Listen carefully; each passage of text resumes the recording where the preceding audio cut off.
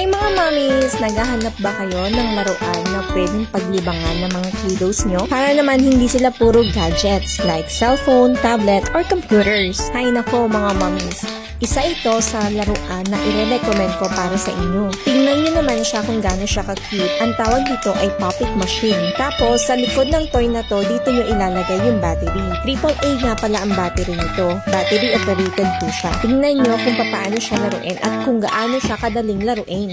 At hindi lang mga kiddos nyo mag-e-enjoy dito. Kasi kahit ako personally, nag-e-enjoy ako na laruin to. Stress relief toy siya at ako mismo ay naaaliw at pinagigiliwan ko ang bawat mode ng game na ito. At kapag binili nyo ito sa mga kiddos nyo, for sure, malilesen ang paggamit nila or exposure nila sa gadgets, computer, at any other cellphone.